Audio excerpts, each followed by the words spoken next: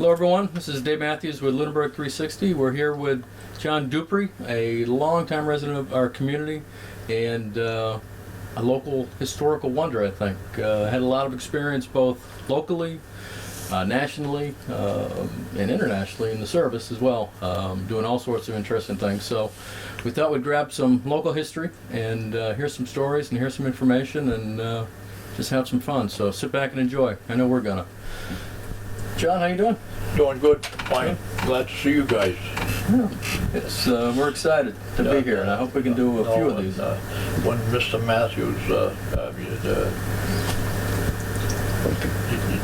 Mr. Lincoln had been involved, he was with my daughter way back in school, so I knew him as a good man to start with because she thought the world of him. Yeah. And and then once I got to know him, I think the same thing. He gets good reviews, most people I talk to as well. No, he is. Edit. So, you were born in the area? Yeah, I was born in down there at the corner of Lawton Road, across the street. I was born in that house that's there, that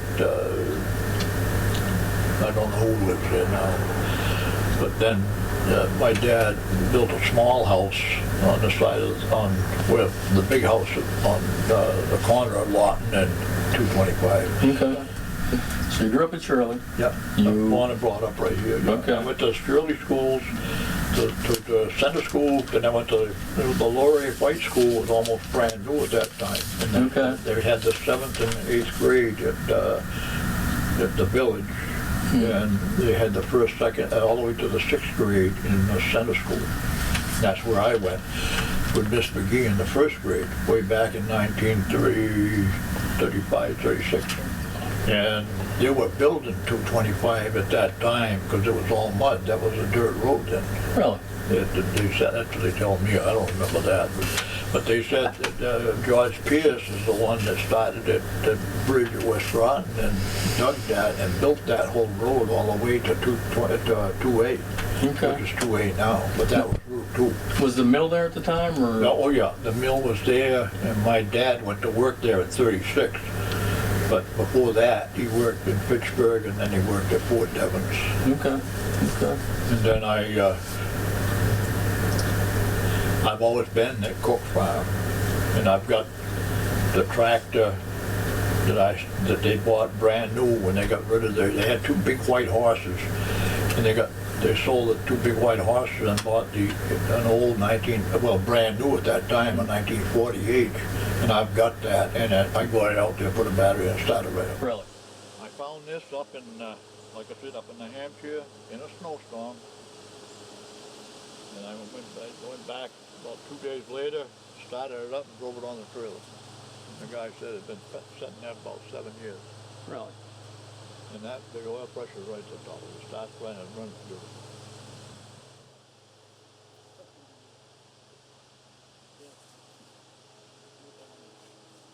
Yeah, all these bushes have grown since this spring. Really? Yeah. I never see the goddamn thing grow so fast in my life. It's all camouflage. I didn't even have to camouflage. But those are,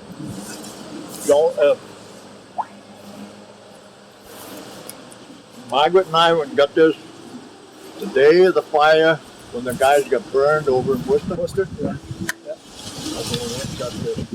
What was my big Mack flatbed that was behind the house.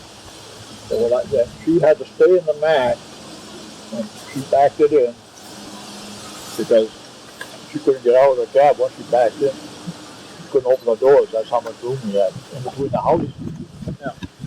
And we went those right on the goddamn trailer and drove it home, brought it home. Right up to 290. Right to here. Yeah, I've used it. I've run it. I do it. I took the blade off because I use it more for towing. Okay. You know. But the blade is good. The blade works. Everything works on it. The pump goes right on the shaft right there.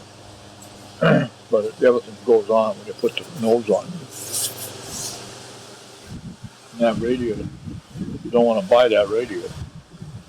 That radiator don't leak. It's still full of antifreeze. Yep, right there. Full of antifreeze. show you right there. Yep. Just a little, just that's the gas tank. This tractor starts on gasoline, and then you swap it over on a diesel. It's a special, the International had the only engine. They built that way back. This is 1956 or 57.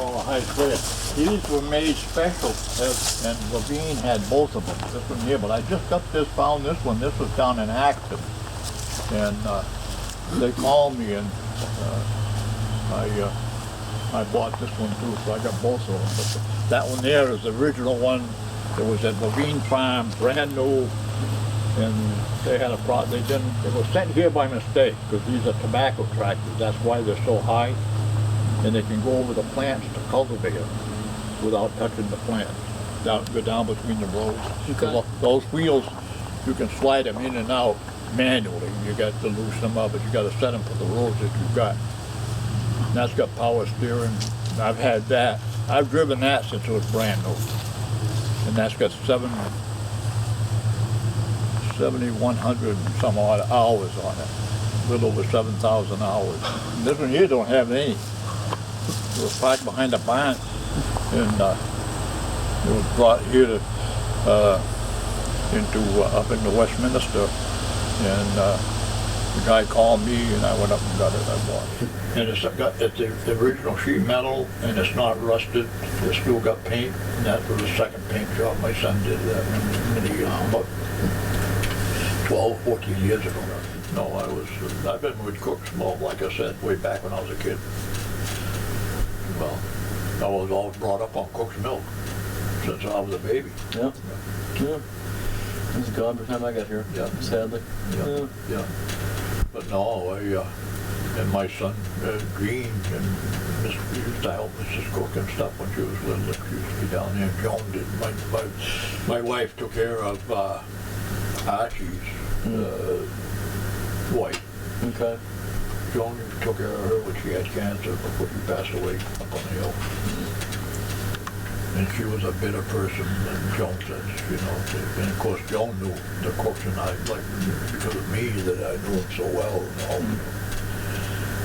But my dad had built the bullpen, and he built the barns and all the stuff that Mr. Cook did when he was working up at Pittsburgh Paper.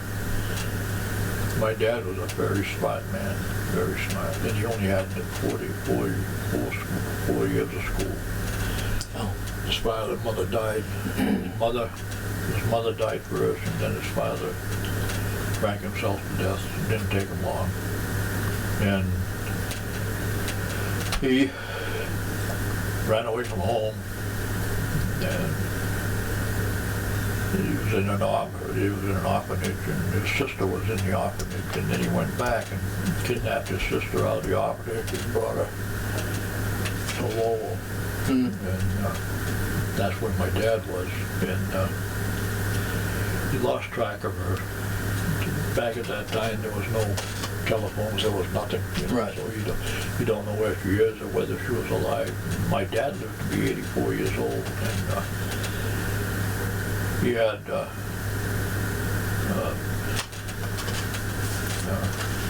enlarged prostate, but he didn't have prostate cancer. But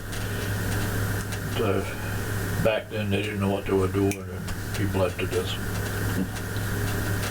And my mother was an RN, and she was in the hospital, and they never checked. And when they went to take the mattress out, it took 4 guys to carry it. There was so much blood in it. They gave him 11 pints of blood. I says, you know, I tried to. Because my dad and him and my wife did a lot of this work at this house when we started building. He was here and I was in the service, and him and Joni got along real good together. If I ever beat on her, he'd have killed me, so she didn't have to worry. He was a real rugged man, but he was just as good with her as you could have. You know. And he took care of Jean, my daughter, too, at the time when I was in the service. Yeah, we've been there, done that. So the Lunenburg grader, we had, I don't know if I should say the guys' names or not, but I will anyway. Ralph Montori and Ernie Wisen.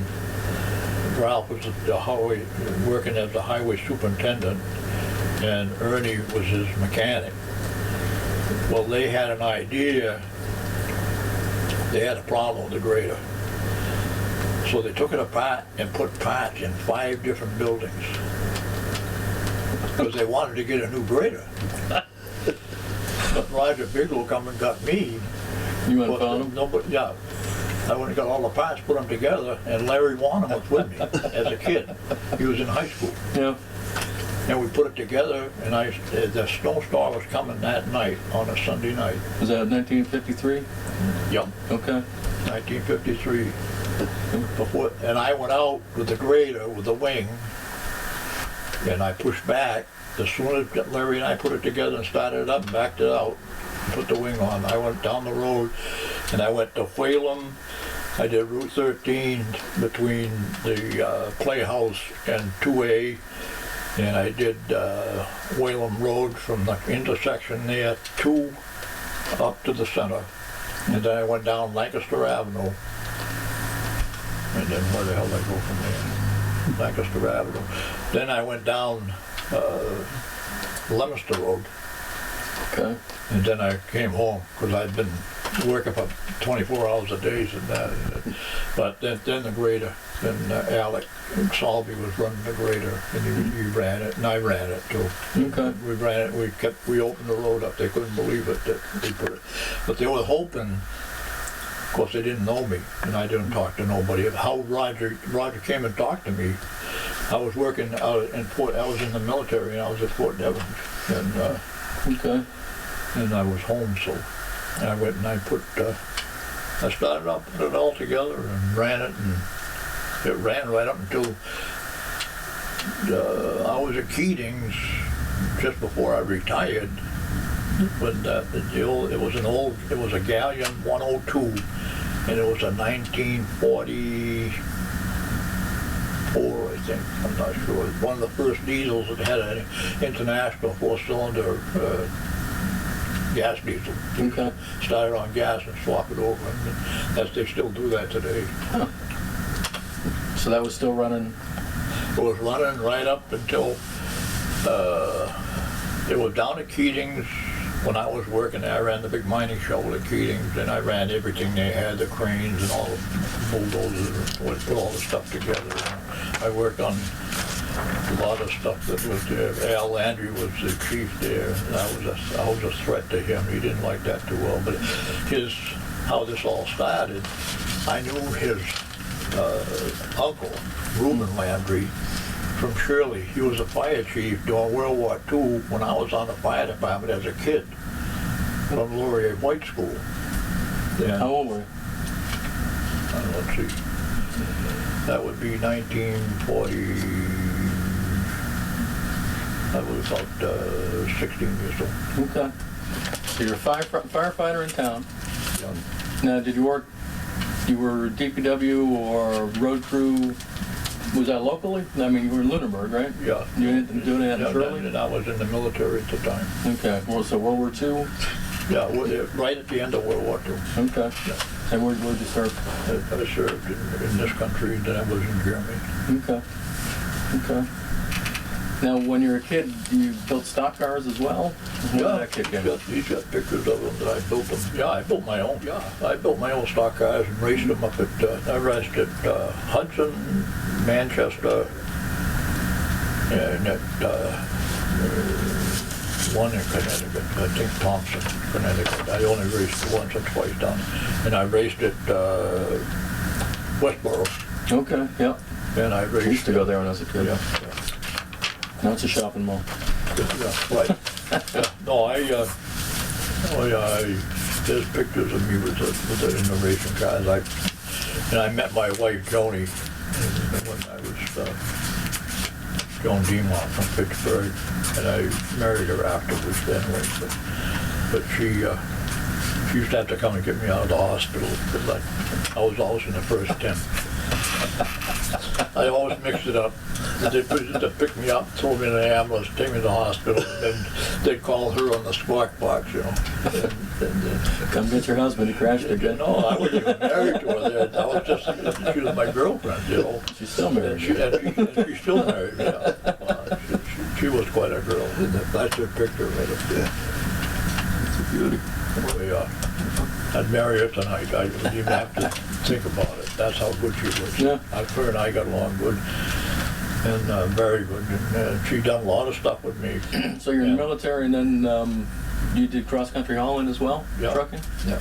So when you were hauling back then, that was before the highway system. Oh hell yeah! So that was but all. They weren't even built of them. 300 of them made. 300. Yeah, 300. And how many think left? They figure there's 5. 5 left in the country. That's amazing. But there's that in the whole country. But this is the only one in this area. And what year is this? The 1965.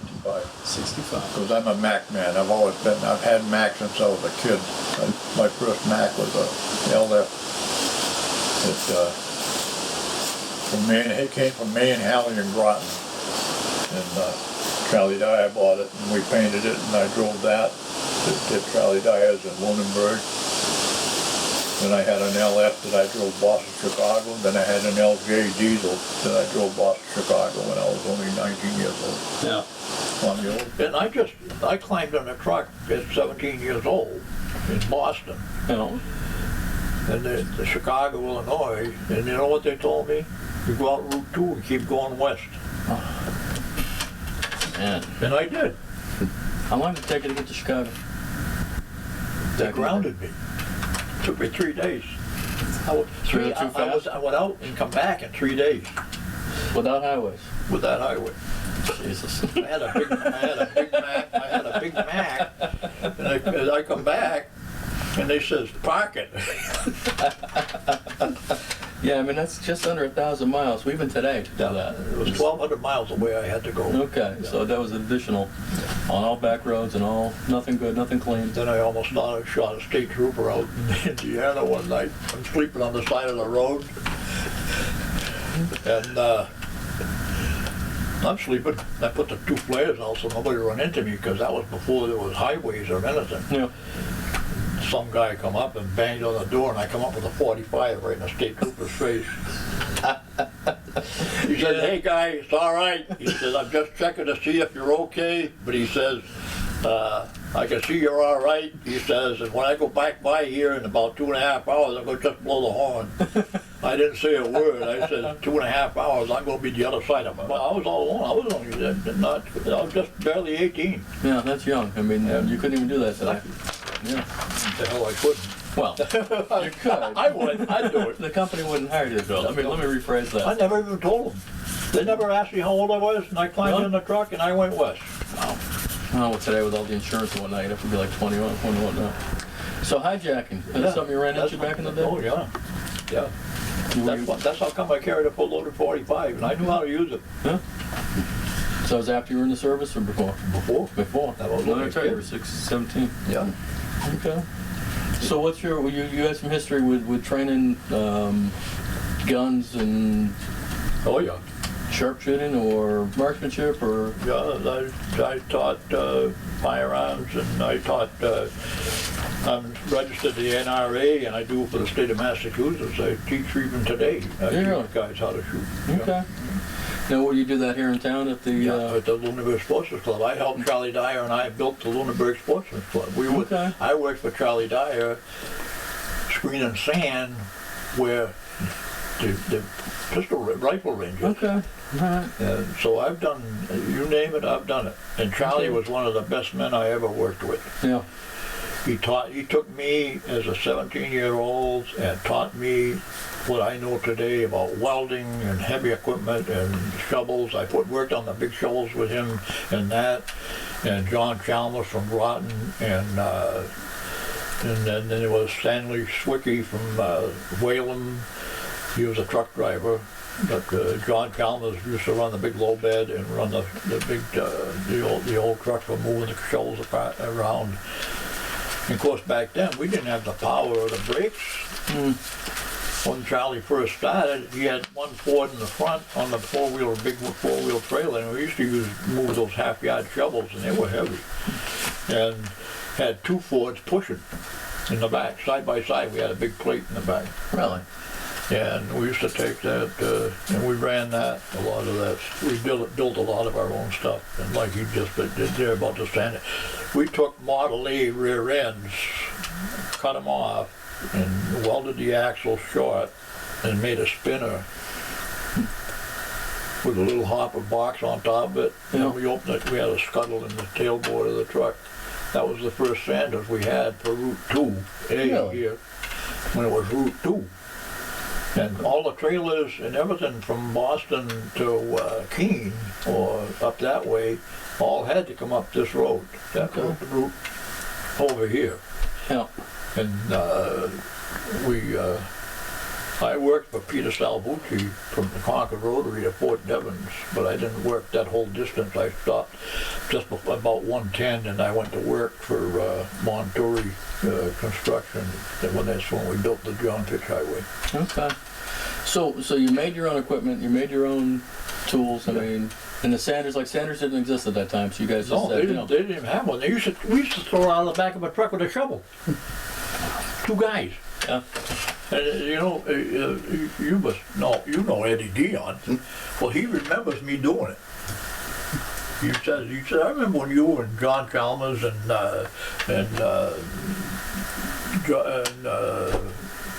Charlie's brother-in-law, Emil Moran, we used to throw stuff out of the back of the truck. He said, and that's what we had. Huh. Then we built a little sanding rig so that we lifted body up and had a scuttle, and we just pushed the dirt in from there, and it'd fall into this little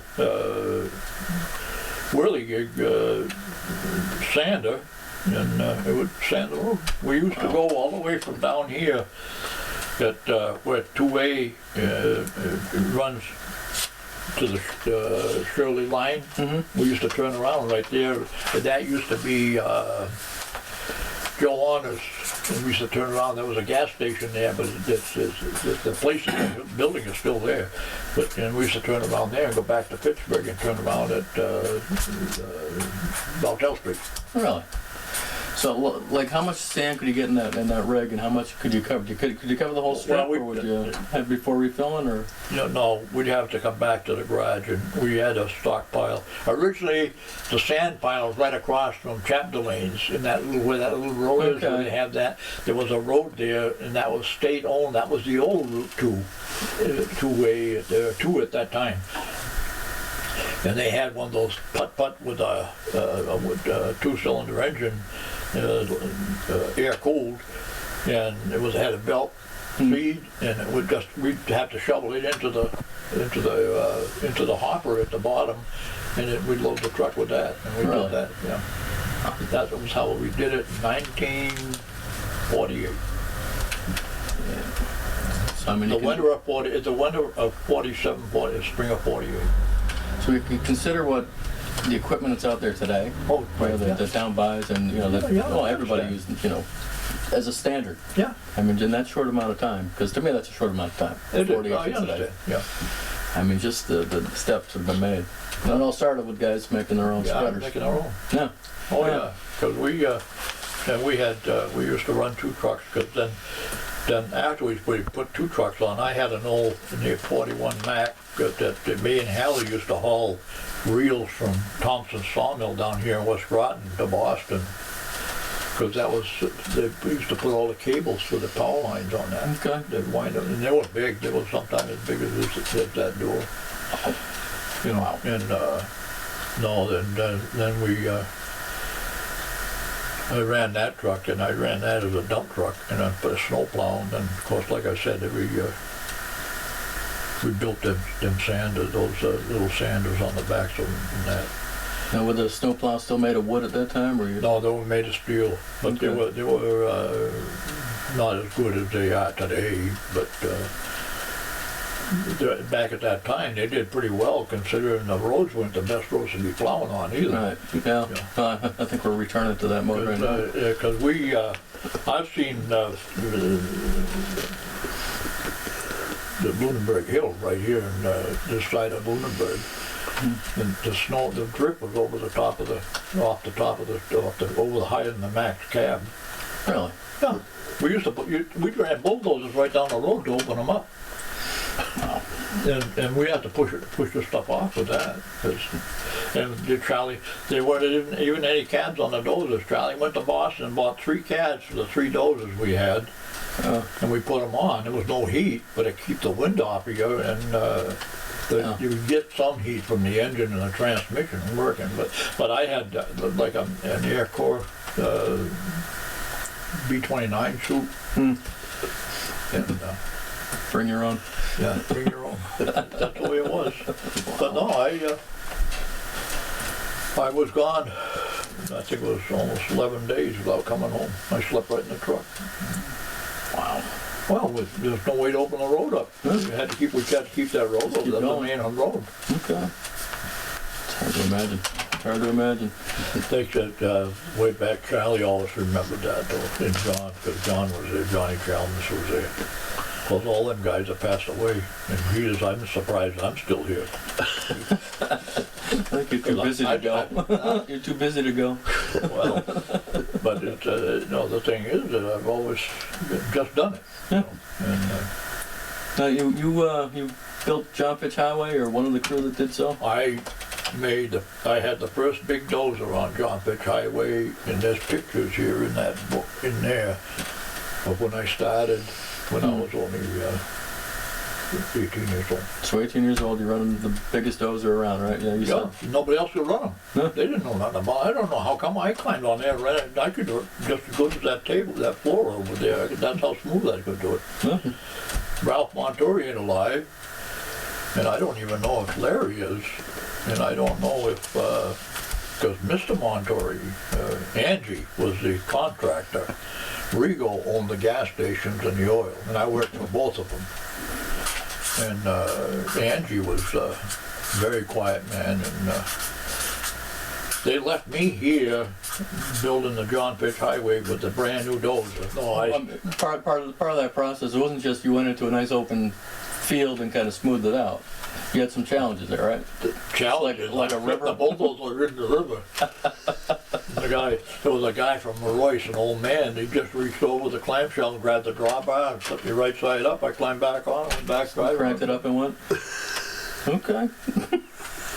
What else you gonna do? Well, and that was the big dozer. That was a big one. The big one. Okay. That was it weighed about close to 20 ton. It was about, I'd say around 38,000 pounds. Okay.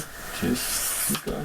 So, but when you did the John Fitch Highway, Yeah, so you moved to River, right? I did, yeah, it was right, it used to be right along the banking behind and under where Market Basket is. Okay. And I started right there and I pushed it over on the other side. I went all the way back to the bridge, then made it all the way down through to, then the city of Pittsburgh had bought a brand new 22B airy shovel, brand new, and they brought it there. And this old gentleman he knew his stuff, he was a good operator, and he dug beyond where Market Basket is, probably about where, just before where that road comes out, it goes out behind Market Basket now. Yeah, the one between Unitil and...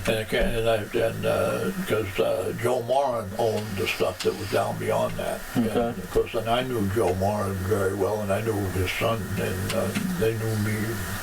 Because back at that time, I started, when they brought me down there, I brought that big dozer into Pittsburgh on a railroad car, right in Montour's, where Montour's parking lot is, in front of the garage where the big doors are. All right. There was a big block and cement and dirt ramp that they used to push the railroad cars to it, and you'd roll them off of that and then down the ramp to load them and take them out of there. Wow. And then, so I drove the city of Pittsburgh. Old Gibo was the old man that was running it. He was a master mechanic for the city of Pittsburgh in 1946, 47, 48, in that time. And he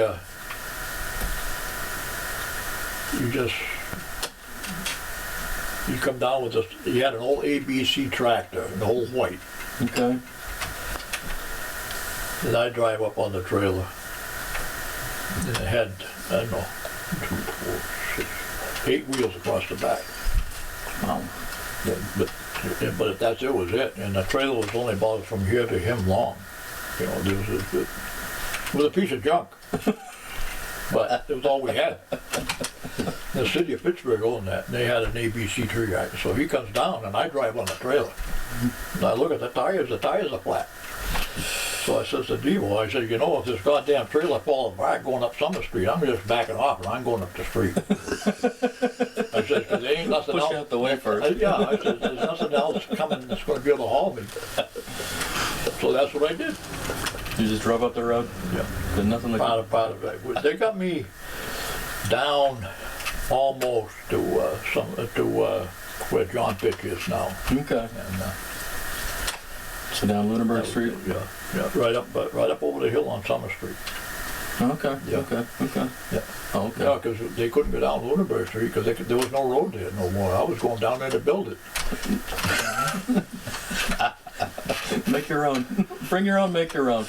What the hell could I tell you? Take a break. But no, it's so that then I got, like I said, I drove in, I started, and I said, the old man, because they had no engineers, there was nothing there. That's why they had a hill big enough to put where all them stores are down and getting flooded. Right. I took a hill down, for Christ's sake, I could see the darn clock up on top of the West Pittsburgh from the top of the hill when I was up there with the dozer. I could see what time it was at noontime to come down. Wow. And that's gone. You took it down. Yeah, I took it all down. But that's where Market Basket and those other stores are on that side. Okay. That was a whole big hill. So if I mean, a monster. So if they let you go further, you could have eliminated the whole flooding problem that happens over there. Yeah, but they had no engineers back then. There was no plans, there was no people from the state. The state didn't know nothing. Well, do they now? They won't go there. They ain't gonna put me on TV like that and tell me. I said it, not you. I asked a question, There's too many people that know me, you know, they'll come and get me.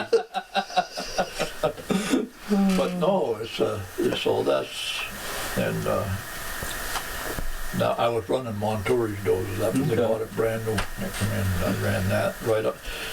And I ran it right up until that fall, and then they sold it to somebody, and they got more money after I'd run it for a year.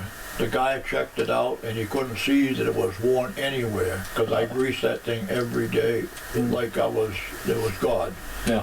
Because that Oh, it machine, it was, Yeah. because there was no other machine that big. They Okay. called me the big bulldozer. Yeah. So you ran that for a year to get that done, Yeah. and then And then they flipped it to somebody else. Then they sold it. The Montouri sold it, Yeah.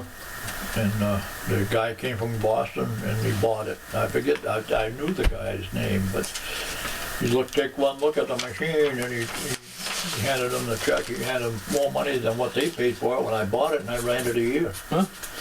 But I don't abuse equipment. I take care of it. Right. I keep it greased. I kept it. There was not even a dent or a scratch on it. Which is I amazing. didn't polish it, but I mean, But it was clean. I kept it white, Yeah. white down. Yeah. Well, hey, that was quite an investment. I forget what the hell that thing had cost back then at that time. Yeah. They didn't have no. In 1948, who had money? That was right, just right. No, post-war, everyone's kind of getting set up. Post Korea. Yeah.